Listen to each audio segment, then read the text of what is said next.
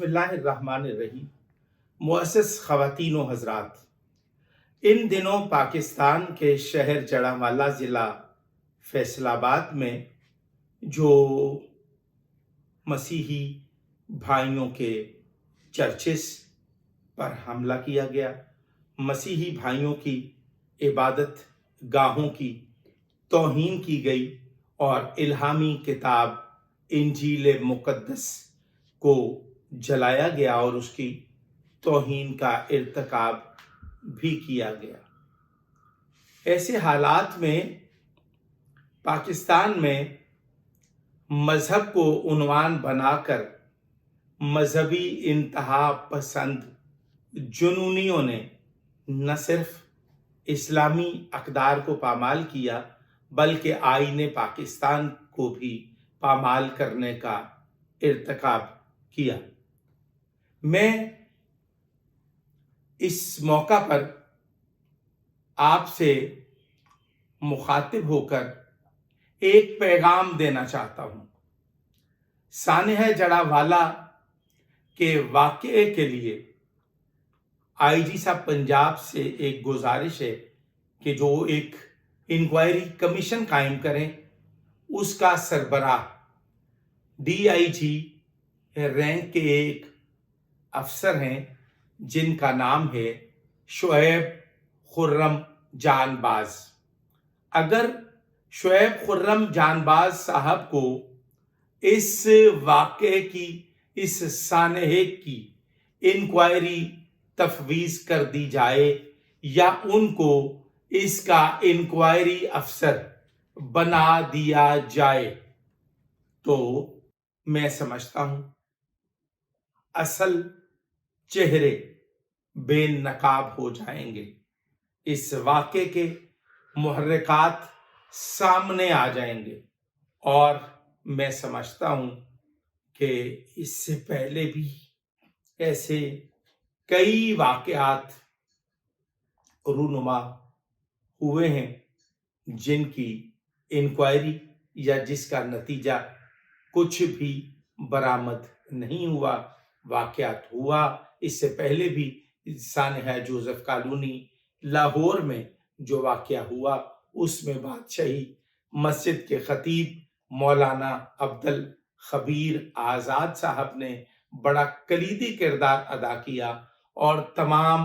مذاہب اور مسالک کے لوگوں کو ہم رکاب کر کے، اپنا ہم نوا بنا کے پاکستان کے وقار اور امت مسلمہ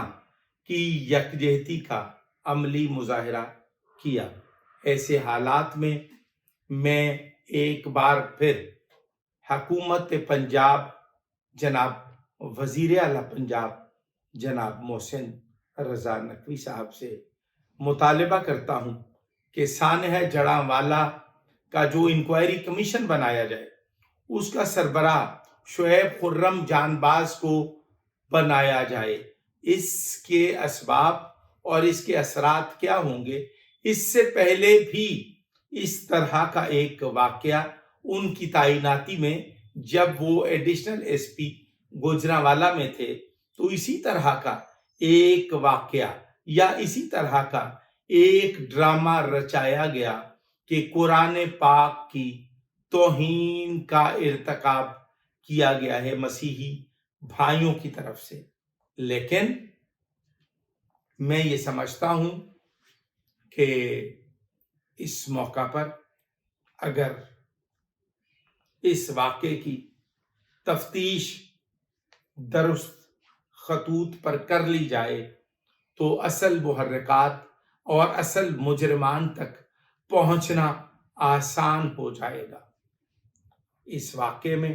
پاکستان کا سر شرم سے جھک گیا ہے۔ اقوام عالم میں پاکستان کا اور پاکستانی قوم کے وقار کی تنزلی جو ہے وہ ہوئی ہے۔ اس وجہ سے میں سمجھتا ہوں کہ حکومت کو اور اعلیٰ انتظامی افسران کو چاہیے کہ اگر اس واقعے کی تفتیش درست خطوط میں کر لی جائے تو شاید آئندہ ایسا بھیانک واقعہ رونما ہی نہ ہو۔ میں سمجھتا ہوں ایسے واقعات کا آئے روز رونما ہونا، اس کا سبب یہ ہے کہ کچھ لوگ مذہب کے نام پر بہت جلد پاکستانی قوم کے جذبات ابھار کر پاکستان میں دہشت اور وحشت کا بازار گرم کر کے قانون شکنی کا ارتکاب کرنے میں آسانی سمجھتے ہیں، کیونکہ اداروں میں بیٹھے ہوئے لوگ ذمہ دارانہ کردار ادا نہیں کرتے اور واقع میں ذمہ داران کو کسی قسم کی سزا نہیں ملتی، اور واقع میں ملوث افراد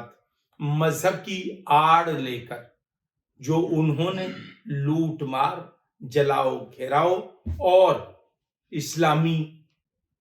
اقدار کی پامالی کا جو اقدام کیا ہے، اس کی پاکستانی قوم بالخصوص مذمت کرتی ہے، اور اکثریتی حلقے اس واقعے میں ملوث افراد کے خلاف قانونی چارہ جوئی کی خواہش رکھتے ہیں۔ میں اس موقع پر ایک بار پھر سے حکومت سے مطالبہ کرتا ہوں کہ ایسے واقعات کبھی رونما نہ ہوں۔ اگر ادارے اپنا کلیدی کردار ادا کریں، اداروں کے پاس مکمل فہرستیں موجود ہیں کہ وہ ایک دوسرے اور تمام لوگ جو ایسی شرپسندانہ کارروائیوں میں ملوث اور مشغول ہیں، ان کے پاس ہر قسم کے افراد کی فہرستیں موجود ہیں کہ محب وطن کون ہیں، امن پسند کون ہیں اور دہشت گرد کون ہیں۔ اس وقت ہم آپ سے صرف یہ کہنا چاہتے ہیں کہ از راہ کرم حکومت اپنا کردار ادا کرے اور اپنے فرض کی ادائیگی کو دیانتداری سے ادا کرے، اور